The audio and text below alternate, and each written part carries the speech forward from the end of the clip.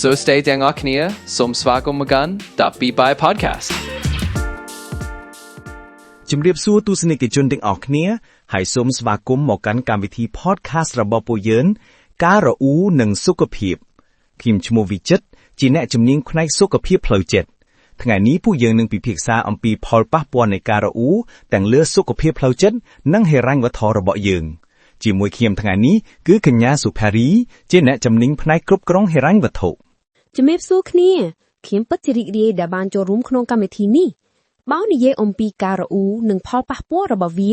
នេះជាប្រធានបទដ៏សំខាន់មួយមនុស្សយើងជាច្រើនតែរអ៊ូទាំងមិនដឹងខ្លួនហើយមិនយល់ពីផលប៉ះពាល់ធ្ងន់ធ្ងរដែលវាអាចបង្កឡើងប្រកបណាស់ចាប់ផ្ដើមដោយការបកស្រាយបន្តិចតើអ្វីជាការរអ៊ូការរអ៊ូគឺជាទម្លាប់នៃការបញ្ចេញអារម្មណ៍អវិជ្ជមានដោយផ្ដោតទៅលើរឿងអាក្រក់ឬរឿងដែលមិនពេញចិត្តដោយមិនបានគិតគូរដល់ដំណោះស្រាយគេគ្រាន់តែត្អូញត្អែរម្ដងហើយម្ដងទៀតដោយមិនបានធ្វើអ្វីដើម្បីកែប្រែនោះហើយវិចិត្រយើងអាចនិយាយបានថាការរអ៊ូគឺជាទម្លាប់មួយដែលគ្រាន់តែជួយបន្ធូរអារម្មណ៍បណ្ដោះអាសន្នប៉ុន្តែក្នុងរយៈពេលវែងអាចបង្កផលអវិជ្ជមានធ្ងន់ធ្ងរវាដូចជាការលេបថ្នាំបំបាត់ការឈឺចាប់អញ្ចឹងតែមិនបានព្យាបាលមូលហេតុពិតប្រាកដនោះទេត្រូវហើយសុផារីក្នុងនាមជាអ្នកជំនាញសុខភាពផ្លូវចិត្តខ្ញុំបានឃើញករណីជាច្រើនដែលការរអ៊ូបានប៉ះពាល់យ៉ាងធ្ងន់ធ្ងរដល់សុខភាពផ្លូវចិត្តរបស់មនុស្សដំបូងការរអ៊ូជាប់ជានិច្ចវាធ្វើឲ្យខួរក្បាលយើងសម្របទៅនឹងគំនិតអវិជ្ជមានដែលលើកកម្ដៅការមើលឃើញពិភពលោកក្នុងភាពអវិជ្ជមានខំឮថាបែបនេះហៅថាផាសុក្រោតវិជ្ជមានមែនទេដែលជាប្រតិកម្មខួរក្បាលដែលបង្កើតការសប្បាយចិត្តពេលយើងត្អូញត្អែរត្រឹមត្រូវហើយសុផារីនៅពេលយើងរអ៊ូខួរក្បាលយើងបញ្ចេញសារធាតុគីមីដែលផ្ដល់អារម្មណ៍សប្បាយបណ្ដោះអាសន្នប៉ុន្តែក្នុងរយៈពេលវែងវាបង្កើតនូវសៀគ្វីប្រសាទដែលបង្ខំឲ្យយើងមើលឃើញបញ្ហាជាដំណោះស្រាយការសិក្សាបង្ហាញថាអ្នកដែលរអ៊ូជាប្រចាំមានកម្រិតនៃភាពតានតឹងខ្ពស់ជាងនិងអាចមានហានិភ័យនៃជំងឺបាក់ទឹកចិត្តច្រើនជាងចាប់អារម្មណ៍មិនទីនហើយការរអ៊ូក៏បង្កផលប៉ះពាល់ផ្លូវកាយផងដែរមានទេប្រកបណាស់នៅពេលយើងចំណាយពេលរអ៊ូរាងកាយយើងបញ្ចេញអរម៉ូនភាពតានតឹងដូចជា cortisol ដែលពេលការឡើងជាប់រយៈពេលយូរអាចបណ្ដាលឲ្យមានបញ្ហាដូចជាការដេកមិនលក់ឈឺក្បាលញឹកញាប់បញ្ហាស្រសែឈាមបេះដូងចុះខ្សោយប្រព័ន្ធការពាររបស់រាងកាយនិងការឡើងទម្ងន់ផងដែរគួរឲ្យភ្ញាក់ផ្អើលណាទាំងនេះជាផលប៉ះពាល់ធ្ងន់ធ្ងរលើសុខភាពឥឡូវសូមមកពិភាក្សាពីផលប៉ះពាល់លើហិរញ្ញវត្ថុម្ដង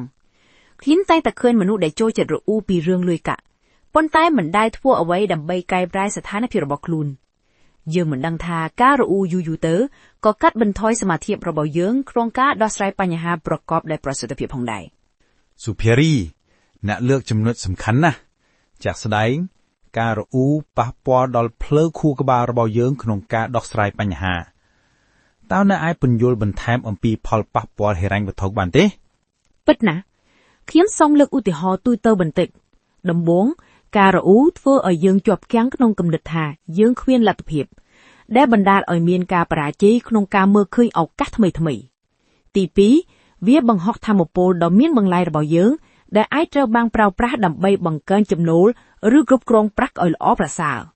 ទី3ការរអ៊ូបង្កើនភាពតានតឹងដែលនាំឲ្យមានការសម្រេចចិត្តមិនល្អក្នុងរឿងហិរញ្ញវត្ថុដូចជាទិញអ្វីដែលមិនចាំបាច់ដើម្បីលួងលោមខ្លួនឯងផងដែរចំណុចទាំងអស់នេះគួរឲ្យចាប់អារម្មណ៍ណាស់ការធ្វើការសិក្សាទូទៅបានបង្ហាញថាមនុស្សដែលចំណាយពេលច្រើនក្នុងការរអ៊ូមានទំនោរច្រើនក្នុងការចំណាយលើរបស់ដែលមិនចាំបាច់គ្រាន់តែដើម្បីបន្ធូរអារម្មណ៍បណ្ដោះអាសន្នហើយនេះ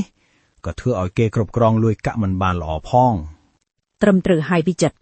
ហើយកាន់តែអាក្រក់ទៅទៀតនោះគឺការរអ៊ូអាចប៉ះពាល់ទៅដល់ទំនាក់ទំនងការងារដែលវាអាចប៉ះពាល់ទៅដល់ឱកាសដំឡើងប្រាក់ខែឬការឡើងតំណែងអ្នកដែលតែងរអ៊ូនៅកន្លែងការងារច្រើនតែមិនសូវទទួលបានឱកាសថ្មីៗហើយជាញឹកញាប់អាចត្រូវបានគេចាត់ទុកថាពិបាកធ្វើការជាមួយសុភារីអ្នកលើកចំណុចដ៏សំខាន់មួយហើយជាក់ស្ដែងការរអ៊ូក៏បង្កផលប៉ះពាល់ដល់បរិយាកាសជុំវិញយើងផង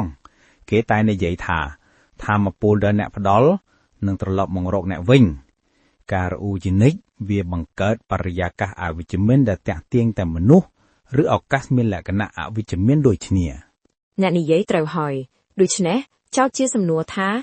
តើយើងត្រូវធ្វើដូចម្តេចដើម្បីបញ្ឈប់ទម្លាប់រអ៊ូនេះ សំណួរល្អ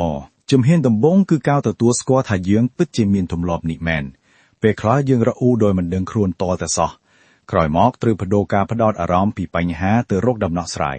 ឧទាហរណ៍ជំនួសឲ្យការរអ៊ូថាខ្ញុំមិនមានលុយគ្រប់គ្រាន់ត្រូវសួរខ្លួនឯងថាតើខ្ញុំអាចធ្វើអ្វីដើម្បីបង្កើនប្រាក់ចំណូលរបស់ខ្ញុំ ចំណុចដ៏ល្អ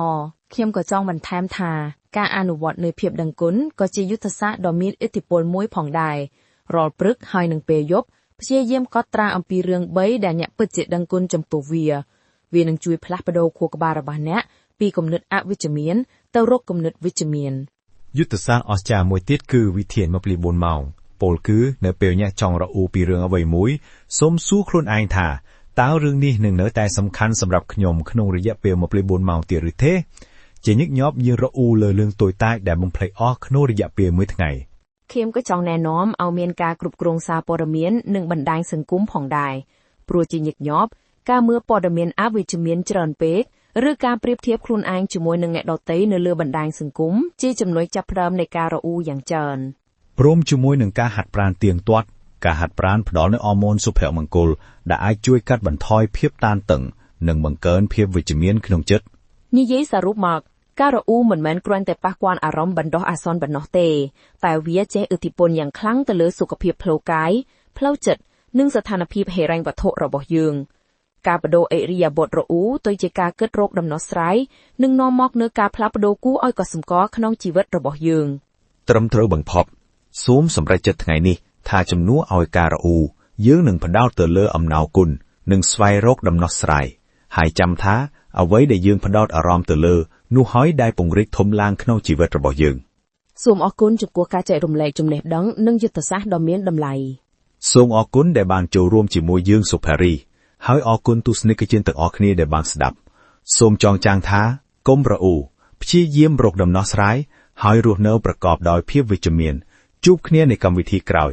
សូមសុខសប្បាយសូមអរគុណសម្រាប់ការចូលស្ដាប់និងសូមចុចសញ្ញា subscribe ដើម្បីជួបគ្នានៅវីដេអូបន្ទាប់